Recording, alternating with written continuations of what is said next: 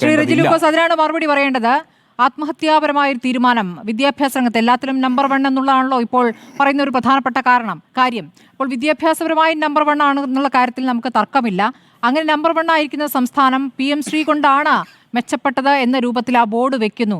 അങ്ങനെ ബോർഡ് വെക്കേണ്ട ഗതികേടിലേക്ക് നമ്മൾ എത്തിയോ എന്നുള്ളതാണ് CPI ചോദിക്കുന്നത്. CPI ആണല്ലോ ആദ്യം ബോധ്യപ്പെടുത്തേണ്ടത്. മുന്നണിയിൽ ബോധ്യപ്പെടുത്തിയിട്ട് വേണ്ട ഒരു തീരുമാനം നടപ്പാക്കാൻ. അപ്പോൾ എങ്ങനെയാണ് ഇത് ഏകപക്ഷീയമായ ഒരു തീരുമാനമായി വരുന്നത്? അല്ല, ഇവിടെ നമ്മൾ ശ്രുതി മനസ്സിലാക്കേണ്ടത് CPIയുടെ ആശങ്കയ്ക്ക് അടിസ്ഥാനമില്ലാതെ ഞാൻ പറയുന്നില്ല. നമ്മൾ കേരളം പ്രത്യേകിച്ച് ഇന്ത്യക്കൊരു മാതൃകയാണ് ഈ കാവ്യവൽക്കരണത്തിനെതിരെ നിൽക്കുന്നതിൽ. നമ്മുടെ വിദ്യാർത്ഥി സമൂഹവും നമ്മുടെ ഇടതുപക്ഷ പ്രസ്ഥാനങ്ങളും പൊതുവെ കേരളത്തിൻ്റെ ഒരു സംസ്കാരവും മനസ്സും ഈ പറയുന്ന കാവ്യവൽക്കരണത്തിനെതിരെയാണ്. പക്ഷേ ഈ PM ശ്രീ പദ്ധതി എന്ന് പറയുന്നതിനകത്ത് ഇവിടെ ഇപ്പോൾ എതിർപ്പുമായിട്ട് വന്നിരിക്കുന്ന അല്ലെങ്കിൽ CPI പിന്തുണയ്ക്കുന്ന കോൺഗ്രസ് ഭരിക്കുന്ന സംസ്ഥാനങ്ങളിൽ ഈ പദ്ധതി ഇപ്പോൾ നടപ്പാക്കി കഴിഞ്ഞു. നമ്മളെ സംബന്ധിച്ചോളം കാവ്യവൽക്കരണം ഇല്ലാതെ കണ്ട് അവരുടെ അജണ്ടകൾ ഇല്ലാതെ കണ്ട് ഈ 1644 കോടി രൂപ സ്വീകരിക്കുക എന്നത് അത് കാവ്യവൽക്കരണത്തിൻ്റെ ഭാഗമല്ലാതെ കണ്ട് സ്കൂളുകളുടെ ഡെവലപ്മെൻറ്റ്സിന് വേണ്ടി നേരത്തെ അദ്ദേഹം പറഞ്ഞ പോലെ തന്നെ 1,10,00,000 രൂപ വെച്ച് ഒരു വർഷം കൊടുക്കുമ്പോൾ അതിൽ നിന്ന് വരുന്ന നേട്ടങ്ങളെക്കുറിച്ച് നമ്മൾ ചില കാര്യങ്ങൾ ഇവിടെ പറയേണ്ടത് അത്യാവശ്യമാണ്. ഒന്ന്, സ്പോർട്സുമായി ബന്ധപ്പെട്ട കാര്യങ്ങൾക്കുള്ള അടിസ്ഥാനപരമായിട്ടുള്ള ഡെവലപ്മെൻറ്റ്സ്, അതുപോലെ ശാസ്ത്ര സാങ്കേതിക വിദ്യകളിലുള്ള കുട്ടികൾക്ക് വേണ്ടിയിട്ടുള്ള സങ്കേതങ്ങൾ ഒരുക്കുക, കൃഷി നല്ല ഒരു പ്രോജക്റ്റായിട്ട് കുട്ടികളുടെ മനസ്സിൽ കൊണ്ടുവരിക എന്ന് പറയുന്നത് ഇന്ത്യയിൽ മാത്രമല്ല, അത് പല വിദേശ രാജ്യങ്ങളിലും ഇതേ രീതിയിലുള്ള പദ്ധതികളുണ്ട്. ഇപ്പോൾ അമേരിക്കയിൽ പല പദ്ധതികളും സ്കൂളുകളിൽ അമേരിക്കൻ പ്രസിഡന്റിൻ്റെ പദ്ധതി എന്ന് പറഞ്ഞ് നടപ്പാക്കുന്നുണ്ട്. അപ്പോൾ അതുകൊണ്ട് ഇന്ത്യയുടെ പ്രൈം മിനിസ്റ്റർ എന്ന് പറയുന്ന പേര് കൊണ്ട് മാത്രം ഒരു പദ്ധതി എതിർക്കണം എന്നുള്ളതോട് എനിക്ക് അത്ഭുതം തോന്നുകയാണ്.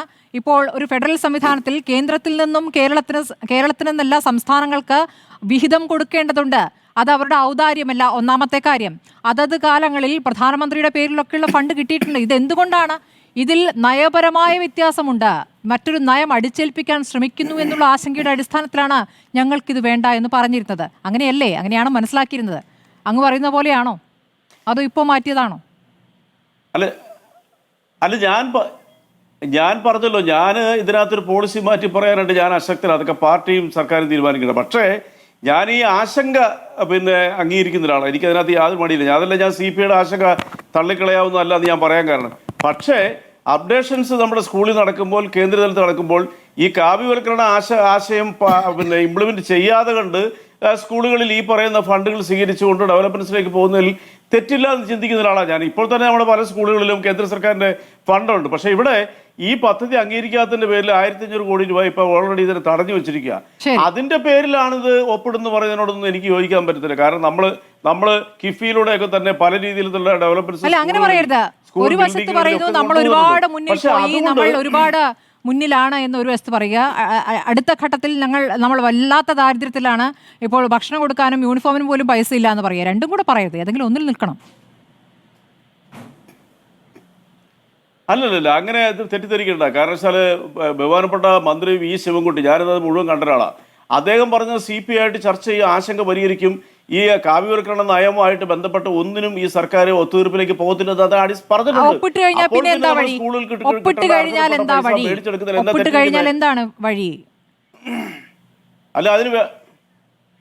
അല്ല ശ്രുതി, അതിനൊരു മറുപടി ഉണ്ട്. അതിനുള്ള വ്യവസ്ഥ വെക്കും. ചുമ്മാ ബ്ലൈൻഡ് ആയിട്ട് വെക്കാൻ പറ്റും. ഇപ്പൊ നമ്മുടെ വ്യവസ്ഥയ്ക്കനുസരിച്ചാണോ കിട്ടുക? അങ്ങനെയാണോ? ഇപ്പോൾ ആരോഗ്യവകുപ്പും ചില കാര്യങ്ങൾ കീഴടങ്ങിയല്ലോ. പ്രാഥമിക ആരോഗ്യ കേന്ദ്രങ്ങളുടെ മുന്നിൽ ബോർഡ് വെക്കുന്ന കാര്യത്തിൽ ആദ്യം നല്ല നിലപാടെടുത്തു, പിന്നീട് വഴങ്ങേണ്ടി വന്നു. അപ്പോൾ ആ ബോർഡ് വെക്കുന്നു. ഇതിനകം തന്നെ നമ്മൾ വളരെയധികം മുന്നോട്ട് പോയ സംവിധാനത്തിൽ ഈ ബോർഡ് വെച്ചുകൊണ്ട് ഇവിടെ നിന്ന് കിട്ടിയ സഹായം കൊണ്ടാണിതാ ഞങ്ങൾ പുരോഗതി കൈവച്ചിരിക്കുന്നത് എന്ന് സംസ്ഥാന സർക്കാർ പറയുമോ എന്നുള്ള ചോദ്യമുണ്ട്. അത് വെക്കാൻ പറ്റില്ല എന്ന് പറയാമോ? പറയാൻ പറ്റില്ലല്ലോ. അല്ല, അതിനൊറ്റ മറുപടിയുള്ളൂ. അല്ല, PM ശ്രീ പദ്ധതി എന്ന് പറഞ്ഞൊരു ബോർഡ് വെക്കുന്നതിനകത്ത് അപാകതയുണ്ടെന്ന് ഞാൻ വിശ്വസിക്കുന്നില്ല. കാരണം ഞാനതാണ് പല രാജ്യങ്ങളുടെ ഉദാഹരണം പറഞ്ഞത്. പ്രൈം മിനിസ്റ്റർ ഓഫ് ഇന്ത്യയുടെ പദ്ധതിയിലുള്ള പദ്ധതി, അങ്ങനെയാണ് മുഖ്യമന്ത്രിയുടെ പദ്ധതികളോടുണ്ട്. അതിനെയല്ല പറയട്ടെ, ഈ കാവ്യവൽക്കരണത്തിന് എതിർക്കുന്നുള്ള കാര്യത്തിൽ ഞാനും യോജിക്കുന്നുണ്ട്. പക്ഷേ പ്രൈം മിനിസ്റ്ററുടെ യോസ്കാർ യോജനയായിട്ട് എത്രയെല്ലാം പദ്ധതികൾ ഇന്ത്യയിലുണ്ട്, അത് എല്ലാ രാജ്യത്തും ഉണ്ട്. അത് ഇന്ത്യയിൽ മാത്രമല്ല ഇല്ലാത്തത്. അതിനെ ഇതുമായിട്ട് കൂട്ടി കണക്ട് ചെയ്തുകൊണ്ട് ഈ ചർച്ച മുന്നോട്ട് പോരുത്. ശരി, അത് രണ്ടും ഒന്ന് തന്നെയാണ്. ഈ വിഷയത്തിൽ അത് വേണ്ടി വരും. ഡോക്ടർ ഫസൽ.